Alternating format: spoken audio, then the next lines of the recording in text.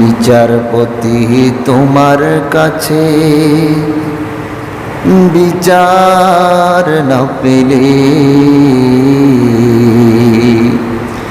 কোথায় বিচার পাবো বলো, কার কাছে গেলে? বিচারপতি তোমার কাছে বিচার না পেলে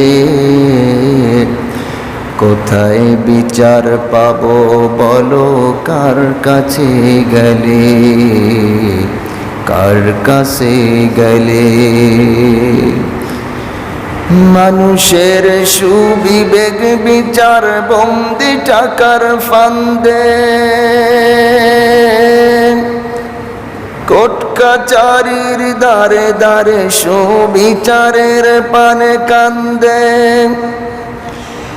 মানুষের সুবিবেক বিচার বন্দি টাকার ফান্দে, কোর্ট কাচারির দ্বারে দ্বারে সুবিচারের পানে কান্দে। দোষীরাই দেখি ছাড়া পেয়ে যায়, ও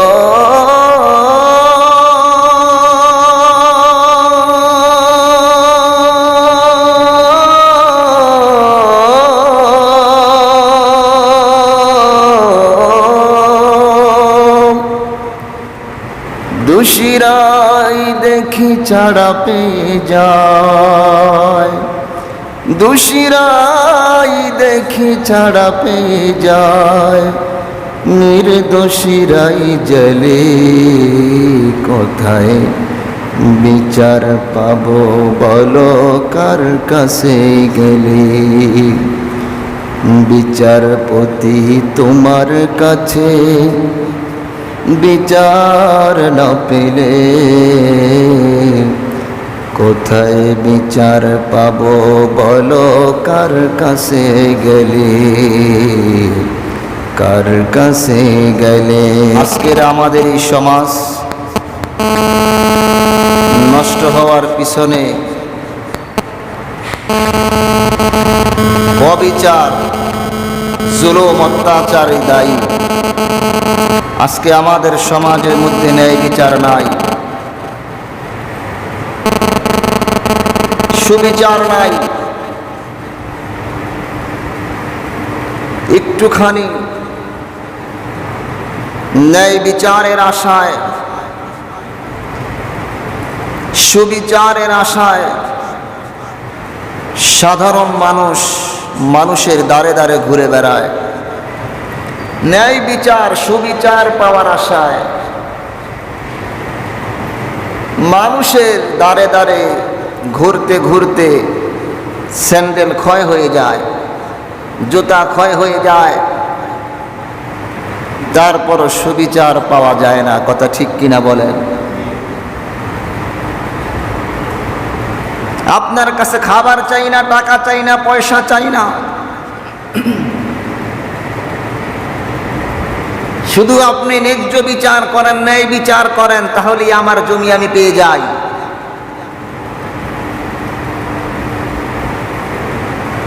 একটুখানি ন্যায় বিচার করেন, ন্যায্য বিচার করেন,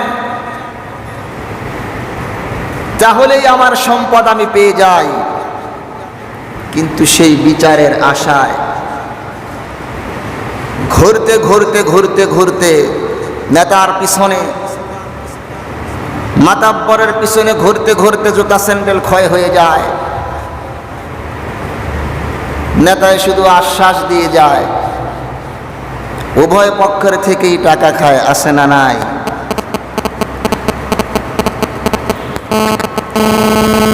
মুসলমান বাবাজিরা আমার,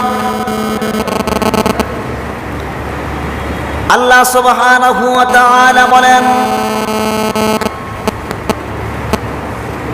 وَإِذَا حَكَمْتُمْ بَيْنَ النَّاسِ أَن تَحْكُمُوا بِالْعَدْلِ إِنَّ اللَّهَ نِعِمَّا يَعِظُكُم بِهِ আপনাদের সম্মুখে হুজুররা যেরকম ভাবে ওয়াজ করেন, আল্লাহ পাক এখানে বলতেছে, আল্লাহ পাক নিজে ওয়াজ করতেছেন, ইয়াইদুকুম বিহ,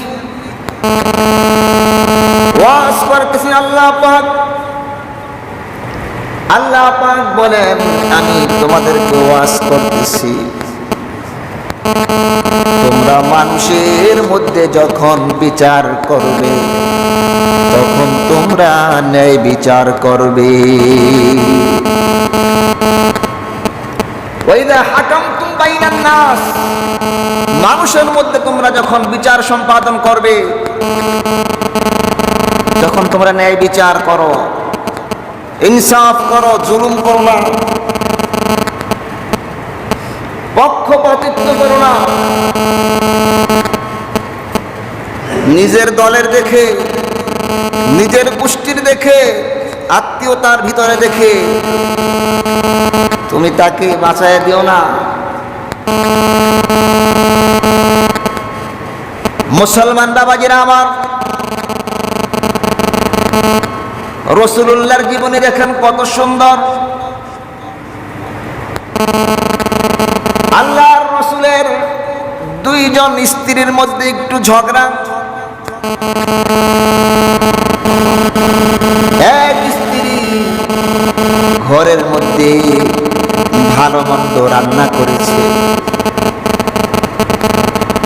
ওই স্ত্রীটা চিন্তা করলো আমার আরেক সতীনের ঘরে একটু দিয়ে আসি, হয় না? একটু ভালো মন্দ রান্না করলে পাশের ঘরে একটু দেওয়া হয়, সেও একটু খাক। আম্মা জান আয়েশার ঘরে সুন্দর রান্না করা তরকারি নিয়ে চলে গেলেন। আম্মা জান আয়েশা সিদ্দিকা রাদিয়াল্লাহু তাআলা আনহা, তার মনের মধ্যে একটু হিংসা হলো, আমার রান্না করে নিয়ে আসছো, আমি কি রান্না জানি না? সতীনদের মধ্যে এরকম কিছু ঝগড়া আছে না নাই? আম্মা জান আয়েশা বলেন, আমি কি রান্না করতে জানি না? তুমি কি আমাকে রান্না শিখাইবা? এই কথা বলে ওই তরকারির ঝোল সুররা হাতের মধ্যে নিয়ে ওই স্ত্রীর মুখের মধ্যে লাগিয়ে দিয়েছে।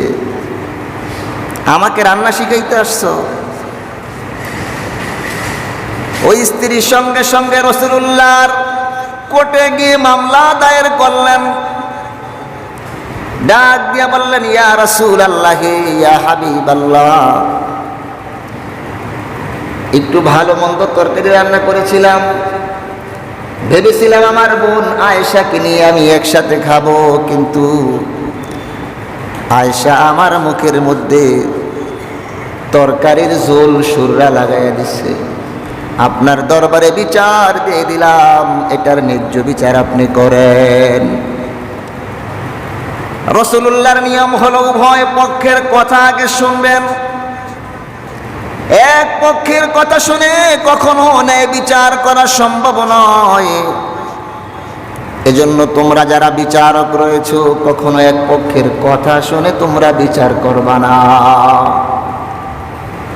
উভয় পক্ষের কথা শুনে তারপরে বিচার করতে হবে। রাসূলুল্লাহ আম্মা জান আয়েশাকে ডাকলেন। আম্মা জান আয়েশা যখন রাসূলুল্লাহর সামনে আসলেন, ডেকে বললেন, আয়েশা তুমি কি এরকমটা করেছো? আম্মা জান আয়েশা বলেন, ইয়া রাসূলুল্লাহ, আমার মাথা ঠিক ছিল না, আমার মাথা গরম হয়ে গেছিল, রাগের কারণে, গুসার কারণে এরকমটা আমি করে ফেলেছি। হুজুর, আমি অন্যায় করেছি, আপনি যেই বিচার করবেন সেই বিচারে আমি মেনে নিব। রাসূলুল্লাহ ওই স্ত্রীকে ডাক দিয়ে বললেন, তুমি একটু সুররা নিয়ে আয়েশার মুখের মধ্যে লাগাইয়া দাও। আল্লাহু আকবার বলেন।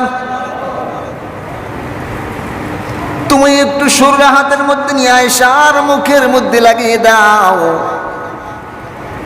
ওই স্ত্রী একটু সুররা হাতের মধ্যে নিয়ে আয়েশার মুখের মধ্যে সঙ্গে সঙ্গে লাগিয়ে দিলেন। আম্মা জান আয়েশা সঙ্গে সঙ্গে হেসে দিলেন। আল্লাহর রাসূল হেসে দিলেন। উপর থেকে আল্লাহ পাক এই অবস্থাটা দেখে খুশি হয়ে গেলেন। আল্লাহর রাসূলের কাছে কোনোদিন অন্যায়ভাবে কেউ বিচার পায় না, এরকমটা হয় নাই। আল্লাহর রাসূল সর্বদাই ন্যায় বিচার প্রতিষ্ঠা করেছেন।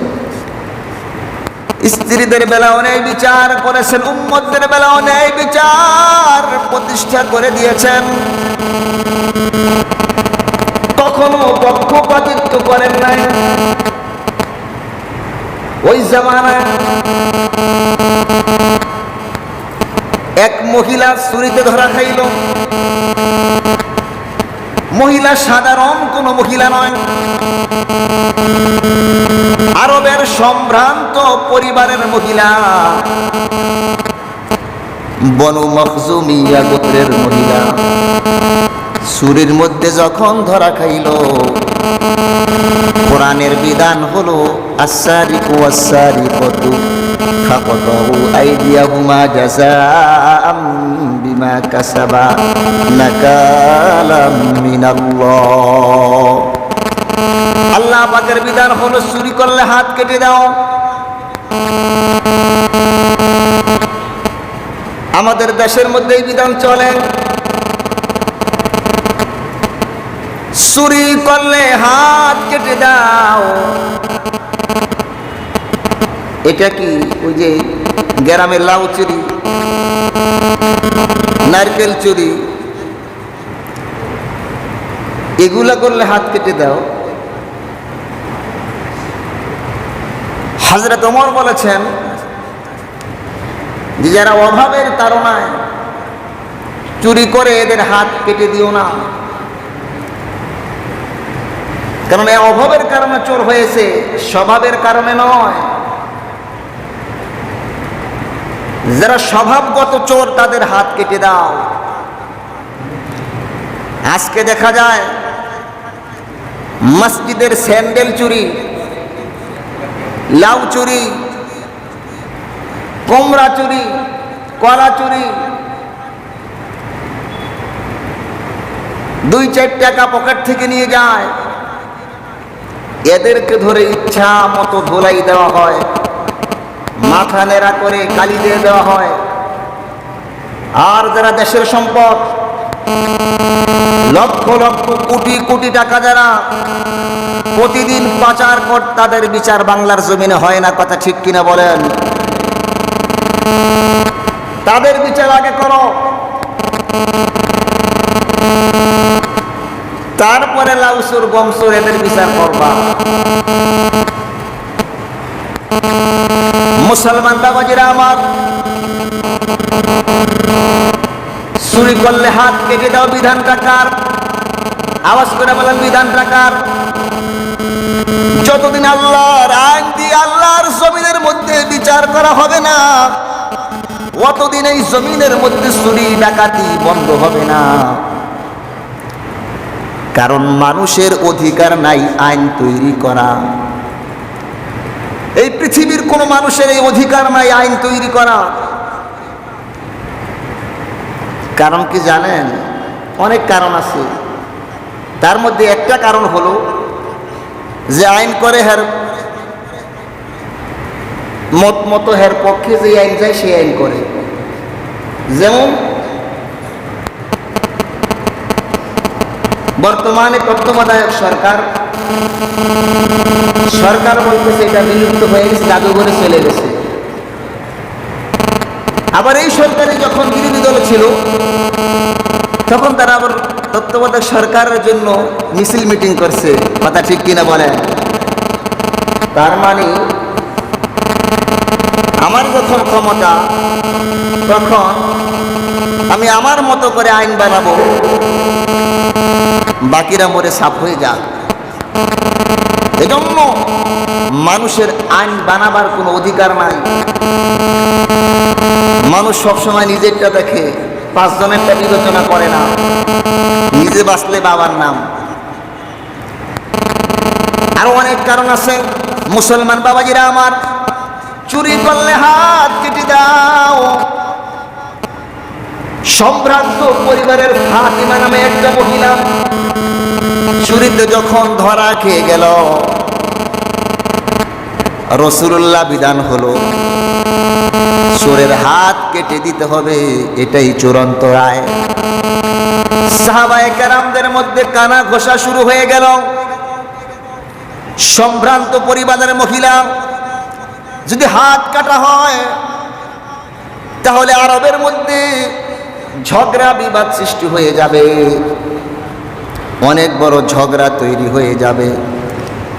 আর সম্ভ্রান্ত পরিবারের মহিলা ইজ্জত ক্ষুণ্ণ হয়।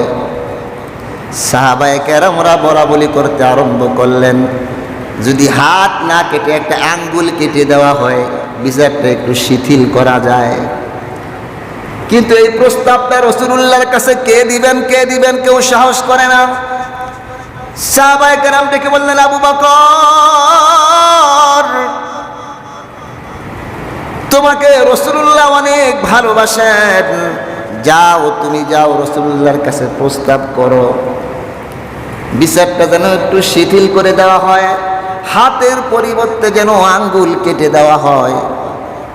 হযরত আবু বকর বললেন, না আমি এটা পারবো না, আমার পক্ষে এই প্রস্তাব দেওয়া সম্ভব নয়।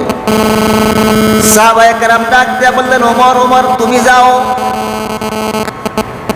তোমার তো অনেক সাহস রয়েছে, তুমি যাও এই প্রস্তাবটা দাও। হযরত ওমর বলে, আমার দ্বারা এই প্রস্তাব দেওয়া সম্ভব নয়। সুবহানাল্লাহ। অবশেষে সবাই মিলে চিন্তা করলেন কাকে পাঠানো যায়। রাসূলুল্লাহর একজন আদরের নাতি আছে, যেই নাতির নাম উসামা, ছেলের ঘরের নাতি। বলবেন হুজুর ছেলে তো কেউ জিন্দা ছিল না, সকলেই মারা গেছে। একটা পালক পুত্র ছিল, ওই পালক পুত্রের ঘরে একটা নাতি হইছে, নাম তার উসামা। সবাই মিলে উসামাকে ধরলো, উসামা তোমার বয়স কম, বাচ্চা মানুষ, তুমি যাও রাসূলুল্লাহকে গিয়ে বলো সম্ভ্রান্ত পরিবারের মহিলা ছুরির বদলায় হাত না কেটে যেন আঙ্গুল কেটে দেয়। ওসামা বাচ্চা আমার রাসূলুল্লাহর কাছে গিয়ে বসলেন, রাসূলুল্লাহর চেহারার দিকে তাকিয়ে রইলেন।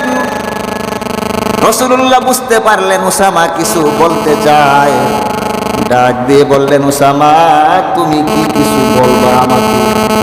বলে, ইয়া রাসূলুল্লাহ অবশ্যই বলবো। রাসূলুল্লাহর কানের কাছে মুখটা লাগাইয়া ওসামা আবার বলতেছে, ইয়া রাসূলুল্লাহ, দাদু ভাই আপনি কি জানেন আরবের মধ্যে একটা মহিলা চুরিতে ধরা খাইছে? কয় জানি। বলে বিচার কি হবে? বলে হাত কেটে দেওয়া হবে। ওসামা তখন ডাক দিয়া বললেন, দাদা বিচারটা কি একটু শিথিল করা যায় না? সমস্ত সাহাবায়ে কেরাম অনুরোধ করতেছে একটু বিচারটা শিথিল করে দেন, হাতের পরিবর্তে তার আঙ্গুল কেটে বিচারটা সমাধা করে দেন। সম্ভ্রান্ত পরিবারের মহিলা যদি হাত কেটে দেন আরবের মধ্যে ঝগড়া বিবাদ তৈরি হবে, গ্রুপে মারামারি হবে। সঙ্গে সঙ্গে রাসূলুল্লাহর চেহারাটা লাল বর্ণ ধারণ করলো, বসা থেকে সঙ্গে সঙ্গে দাঁড়ায় গেলেন। হযরত বিলালকে ডাক দিয়ে বললেন, বিলাল এলান করে দাও, সমস্ত সাহাবীদেরকে ডাকো। সমস্ত সাহাবায়ে কেরামদেরকে ডাকা হলো। রাসূলুল্লাহ তখন বলতেছেন, সাহাবীরা তোমরা কি আল্লাহর বিধানের উপরে অনুরোধ করতেছো, কলম ধরতে চেষ্টা করো? তোমরা শুনে নাও, আজকের যদি ওই বনু মখজুমিয়া গোত্রের মেয়ে ফাতিমা না হয়ে আমি রাসূলুল্লাহর কন্যা, আমার কন্যা যদি ফাতেমাও হতো, তাহলেও তার বেলাও ছুরির বিনিময়ে আমি তার হাতটা কেটে দিতাম। সুবহান।